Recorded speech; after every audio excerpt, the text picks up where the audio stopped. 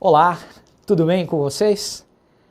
Vamos dar continuidade aqui às nossas aulas de Direito do Trabalho, falando sobre contrato individual do trabalho, e vamos falar nessa aula sobre o contrato de trabalho por prazo determinado. Regra geral, o contrato de trabalho se dá por prazo indeterminado. Isso advém da própria característica da relação de emprego presente no artigo 3º da CLT, a característica da não eventualidade, que muitos têm como sinônimo de continuidade. Nós tivemos a oportunidade de falar um pouco sobre essa controvérsia em torno desses dois termos, mas não importa, né? O contrato de trabalho, ele em regra se dá por prazo indeterminado. O trato sucessivo é uma das características do contrato de trabalho e ele é propenso a uma duração indeterminada, ok? Nada obstante, no ordenamento jurídico brasileiro, o empregador e o empregado têm ampla liberdade para pôr fim, para romper o liame empregatício. Basta, tanto um como o outro podem ter a iniciativa para o rompimento do vínculo empregatício e não existe como regra, não que não exista, existe a previsão, mas não foi regulamentada a proteção contra a despedida arbitrária ou sem justa causa. O artigo 7º, inciso 1 da Constituição da República, diz que o vínculo empregatício é protegido contra a dispensa arbitrária ou sem justa causa, porém, infelizmente, quase 30 anos de Constituição da República e nós não tivemos a regulamentação por intermédio de uma lei complementar, ou seja, o artigo 7º, inciso 1, para a doutrina majoritária, é uma daquelas normas constitucionais de eficácia contida, tá bom, pessoal? Mas, no que interessa a nossa aula, existem aquelas hipóteses em que o contrato pode ser por prazo determinado. Nós temos as hipóteses da CLT, temos também hipóteses previstas na Lei dos Domésticos, que tivemos a oportunidade de comentar no nosso curso, PC e Concursos. Nós temos na CLT o artigo 443, parágrafo 2º, que traz 3 hipóteses de contratação por prazo determinado. A Lei Complementar número 150 de 2015, que é a Lei do Emprego Doméstico, também traz no artigo 4º 3 hipóteses similares, praticamente idênticas às da CLT, para contratação por prazo determinado. E nós temos também uma lei esparsa que trata de contratação por prazo determinado, ok? Nós vamos estudar este conjunto de normas para falar da contratação por prazo determinado, que é uma exceção à regra típica da relação de trabalho do contrato individual de trabalho. Vejam, começando pela CLT, há 3 hipóteses: o contrato de experiência, situações transitórias que exijam a contratação por prazo determinado e também serviços cuja natureza seja de transitoriedade, né? Então, o serviço tem natureza transitória, a própria atividade é transitória, atividade empresarial, né? Atividade empregatícia é transitória, e o contrato de experiência. Ok, pessoal? O contrato de experiência é o ajuste, ele é por prazo determinado porque, como o próprio nome diz, é o momento de experimentar. O empregador verificará se o empregado preenche as condições, se ele é qualificado, se ele é apto, se ele é competente para prestar os serviços contratados pelo empregador, os serviços que ele deseja, da forma que ele deseja. Então, e também é o momento para que o empregado verifique se aquela empresa, se aquele serviço, se aquele ambiente é adequado, se aquele trabalho realmente supre as suas expectativas, ok? Dentro dessa ideia, desse caráter sinalagmático, bilateral do contrato de trabalho. Esse contrato de trabalho, o contrato por experiência, por prazo determinado, o contrato de experiência, ele pode ter a duração máxima de 90 dias, ok? Então, ele pode ter a duração máxima de 90 dias. É possível estabelecer um período menor e prorrogar esse período até os 90 dias. Se ao final dos 90 dias não houver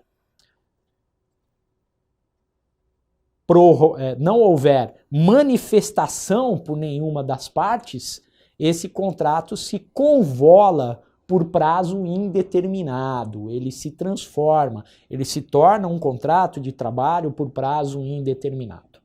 Ok?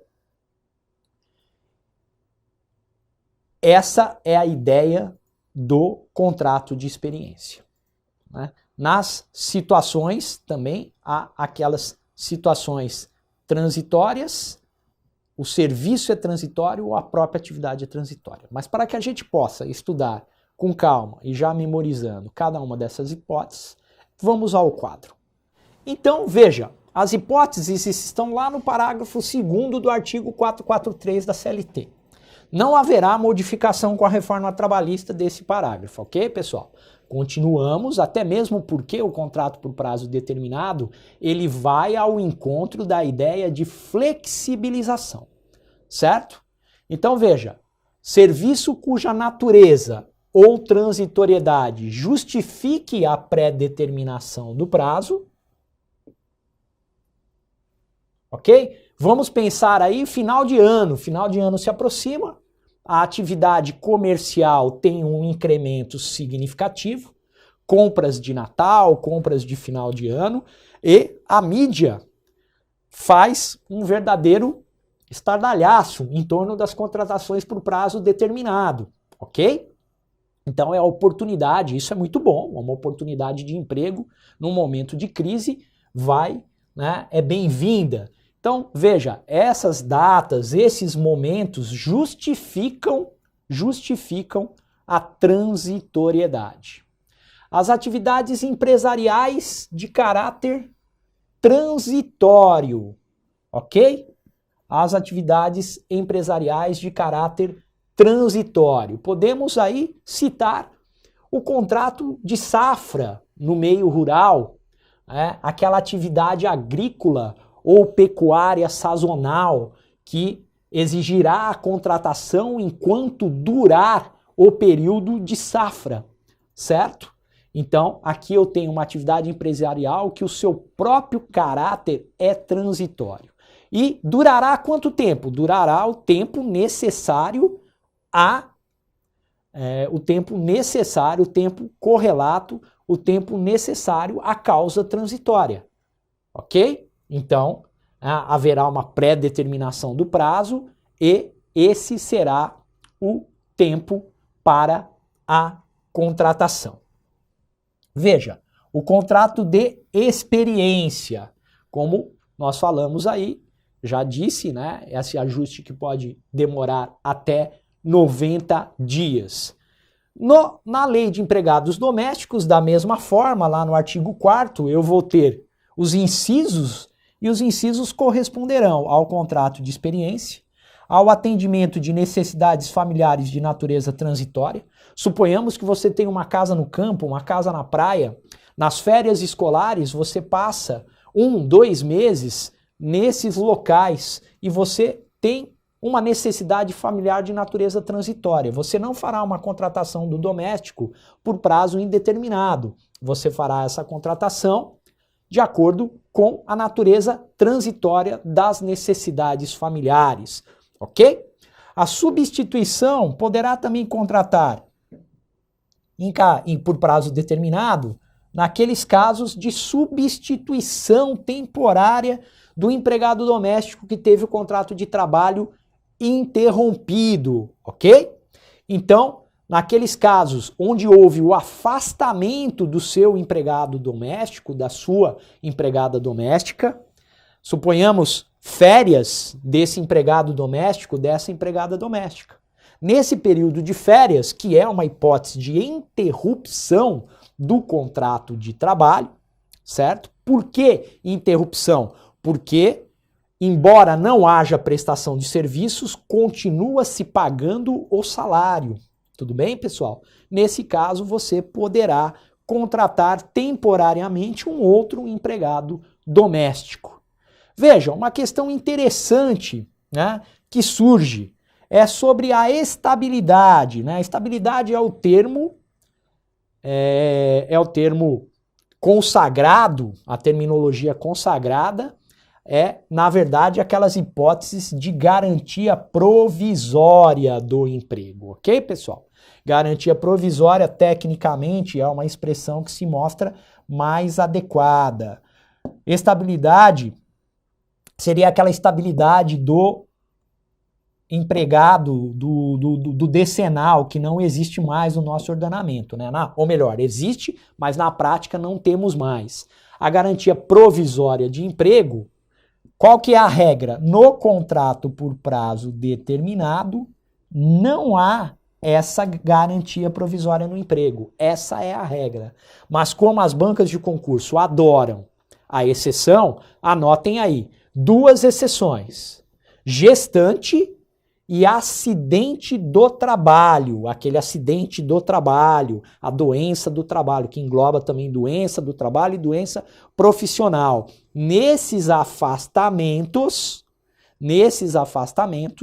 nós temos a possibilidade, né, de garantia, né, nesses casos, melhor dizendo, se ocorrerem no prazo pré-determinado, mesmo que ocorram no contrato por prazo determinado, a gravidez ou acidente de trabalho, em regra não haveria estabilidade, mas aqui nesses 2 casos a jurisprudência entende que sim.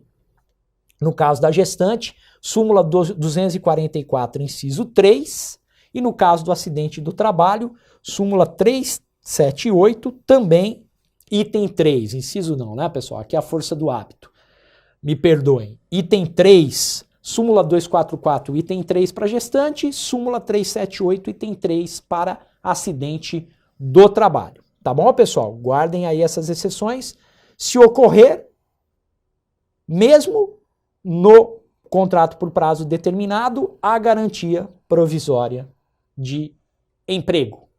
Ok. Muito importante esse 452, pessoal, da CLT.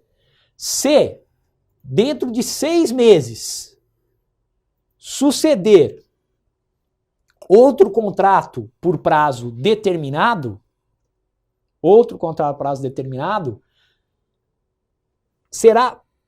esse contrato será tido como indeterminado. Melhor explicando, não é? Então, suponhamos que eu tenho ali contratações por prazo determinado. Nessas hipóteses não, na hipótese do 443, parágrafo 2º, serviço transitório, atividade transitória. Se houver contratação sucessiva por prazo determinado, no interstício de até 6 meses entre uma contratação e outra, isso será tido como fraudulento, como nulo. Nulo no seguinte sentido, não será tido, né, ou melhor, será tido como fraude, como uma maneira de burlar a regra geral, que é a indeterminação do prazo.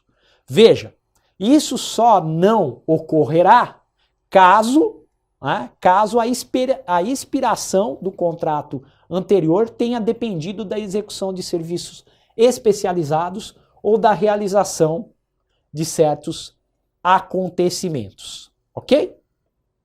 Então, veja, se vier uma nova contratação por prazo determinado, dependente da execução de um serviço especializado ou da realização de certos acontecimentos, estará justificado. E nesse caso, não haverá o efeito do artigo 452 da CLT.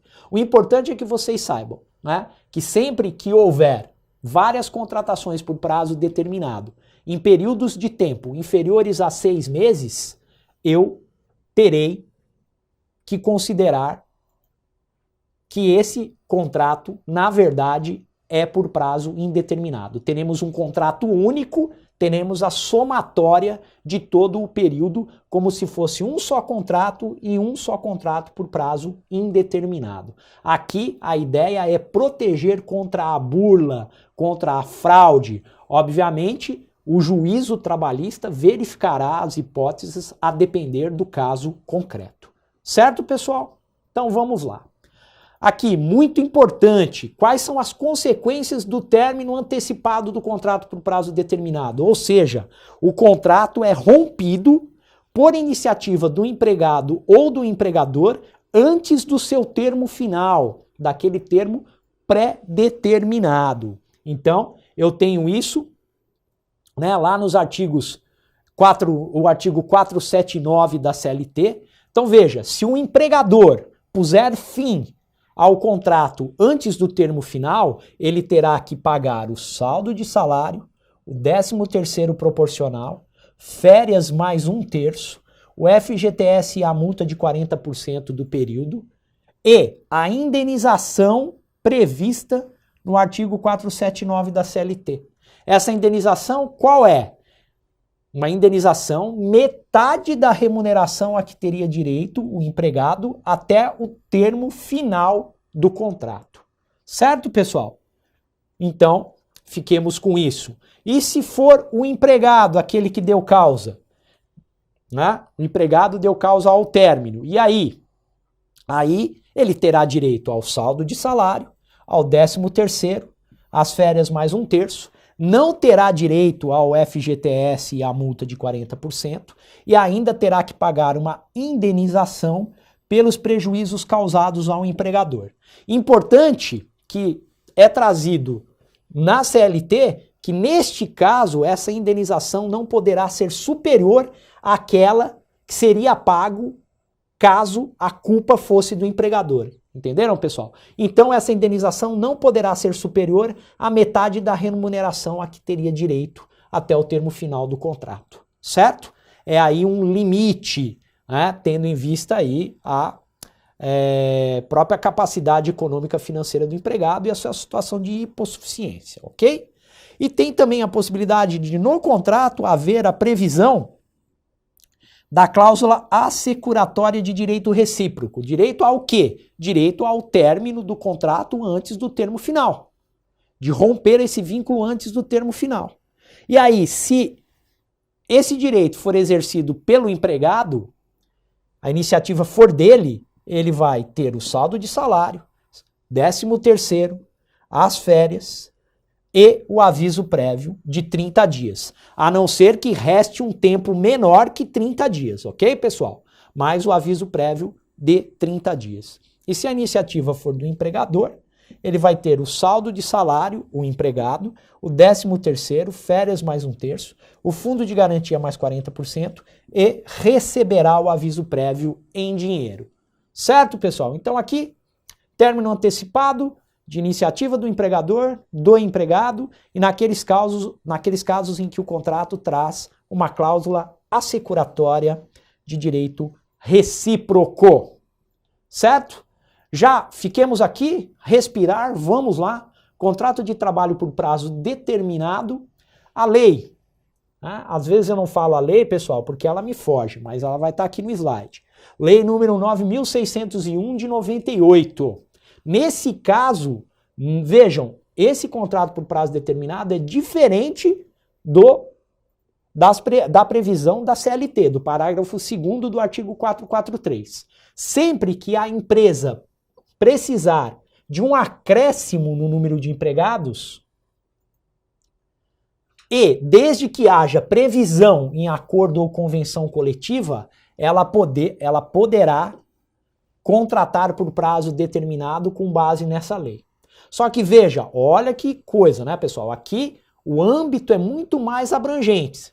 Basta a necessidade de mão de obra que acresça o número de empregados já existentes. E a necessidade de acordo com convenção coletiva. O prazo máximo pode ser de 2 anos, prazo muito elástico. Permite-se sucessivas prorrogações. O que isso quer dizer? Você pode fazer o contrato inicialmente por 6 meses, prorrogar por mais 6, por mais 6, por mais 6. Ou fazer por 1 ano, prorrogar por mais 3, por mais 9. Não importa quantas vezes você prorrogue, desde que observe-se o prazo máximo de 2 anos. Qualquer atividade, não há necessidade de ser uma atividade transitória, um serviço transitório. O importante é que haja acréscimo. Ok? O término antecipado, diferentemente do 479 da CLT, aqui não se aplica o 479. Vai valer aquilo que estiver previsto no instrumento negocial coletivo. É possível estabilidade e garantia provisória de emprego no decorrer deste contrato. Em quais hipóteses? Naquelas hipóteses que a gente chama de clássicas da estabilidade, da garantia provisória de emprego. A garantia provisória da gestante, do cipeiro, aquele eleito por seus pares, pelos outros empregados, porque na CIPA nós temos cipeiro indicado pelo empregador e indicado pelo empregado, ok? O acidente de trabalho, artigo 118 da Lei número 8.213 de 1991, que é a Lei de Benefícios da Previdência Social. A CIPA vai estar no artigo 165 da CLT e no ato das disposições constitucionais transitórias. A gestante também vai estar lá no ato das disposições constitucionais transitórias, artigo 10, é a gestante e a CIPA, e também na CLT. Acidente de trabalho e o dirigente sindical, que vai estar lá no 543, parágrafo 3º da CLT. Tá, pessoal? Salvo engano aí, vocês sempre com a lei em mãos.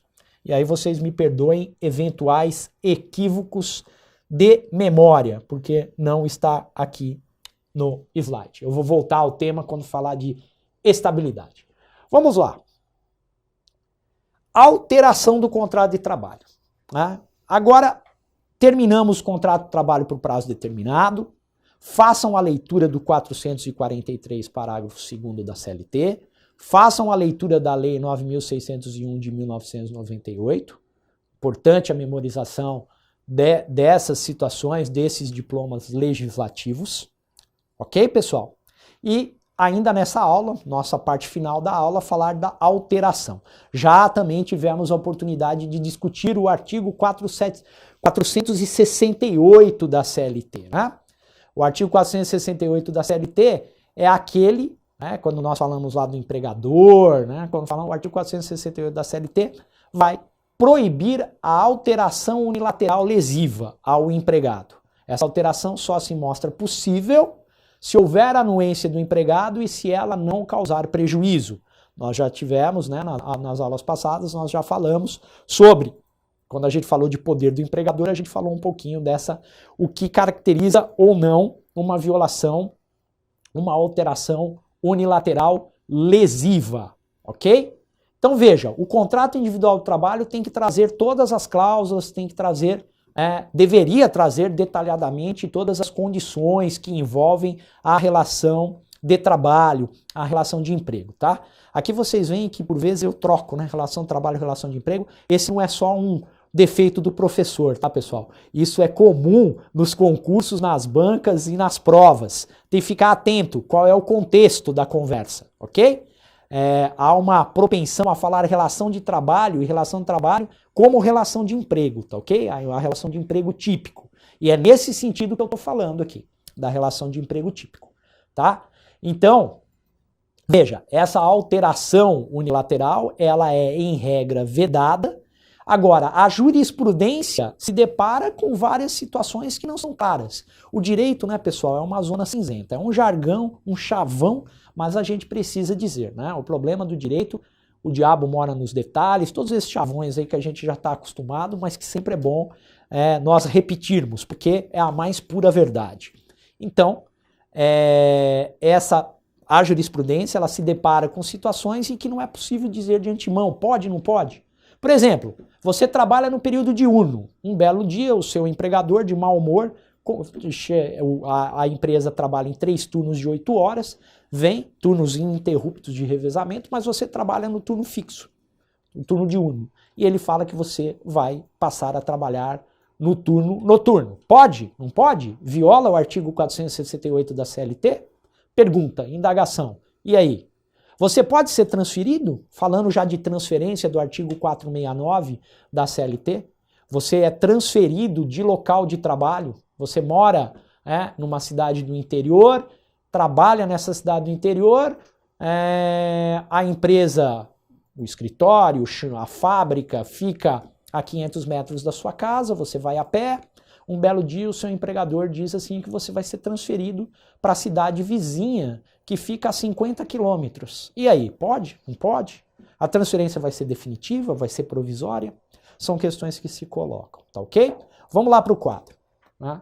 Então veja, eu trouxe aqui a alteração do contrato, quero que vocês leiam o artigo 468 da CLT, as súmulas 265 e 372, e as orientações jurisprudenciais 159 e 308 da seção de dissídios individuais 1 do TST, tá bom? Por favor, façam a leitura, a gente vai estar comentando aqui, mas eu até, para não ficar com slides muito longos, só vou procurar reproduzir no quadro aquelas súmulas que realmente são muitíssimos importantes. Caso contrário, eu deixo a indicação para que vocês façam a leitura aí durante os seus estudos, ok? Quais são os requisitos para alterar o contrato? Regra, consentimento do empregado, e não pode haver prejuízo direto ou indireto ao trabalhador. O ius variandi, e o nome já diz, né? São as possibilidades de variação que decorrem do poder empregador. Do poder do empregador. Quais são os limites do poder de direção do empregador? Já estudamos isso na aula passada, né? E eu falei lá, usei o termo ius variandi. Parte da doutrina divide o ius variandi em ius variandi ordinário e extraordinário. O ordinário, pessoal, é aquele do dia a dia. Né? O empregador lhe dá ordens, você deve obedecer, e ele faz pequenas alterações na sua rotina de trabalho para melhor desenvolvimento das atividades e sucesso do empreendimento empresarial.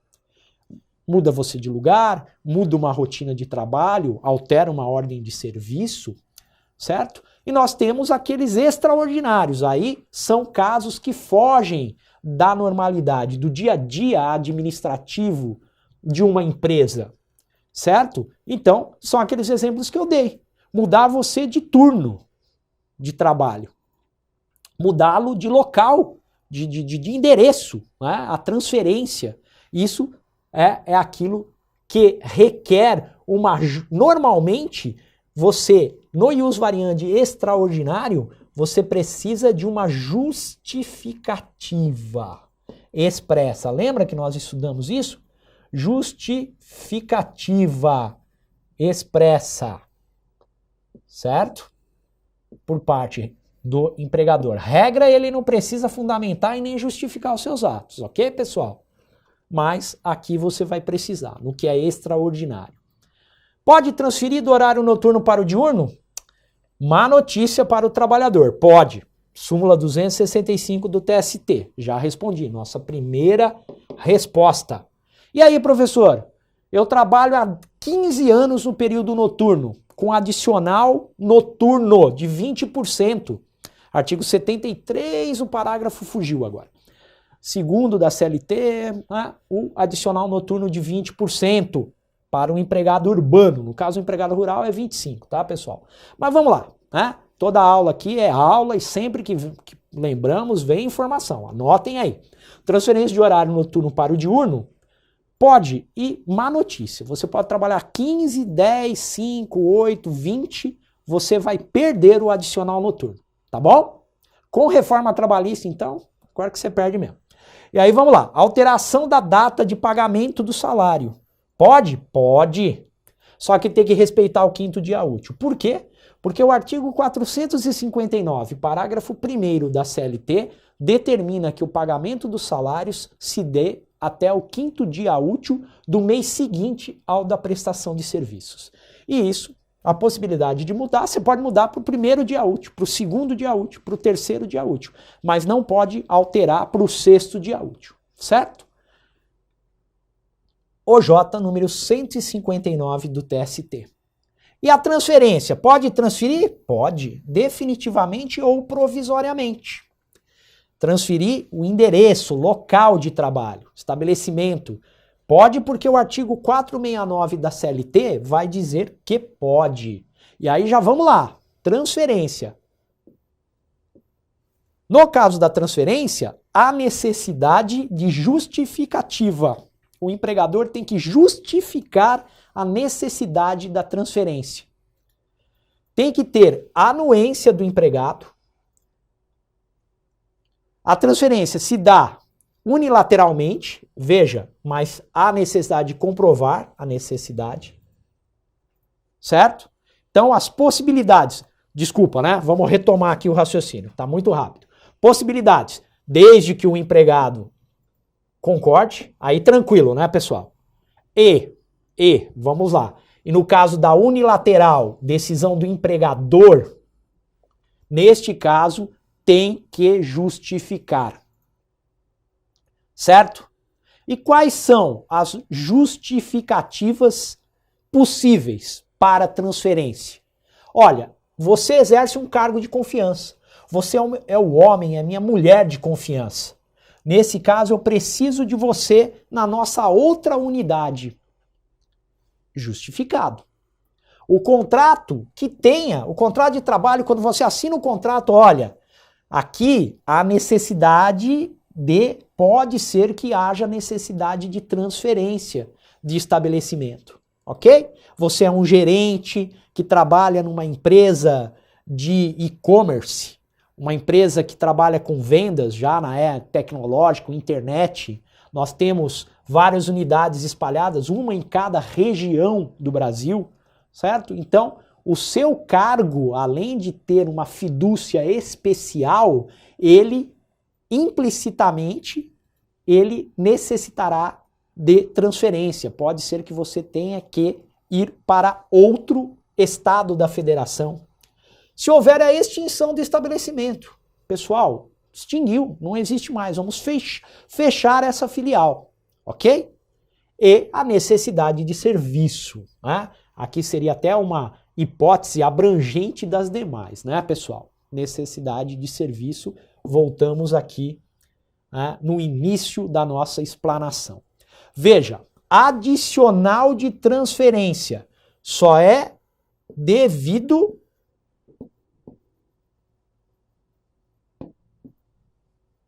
para a transferência de natureza provisória. Ok, pessoal? Provisória. 25% daquilo que você auferir como rendimento.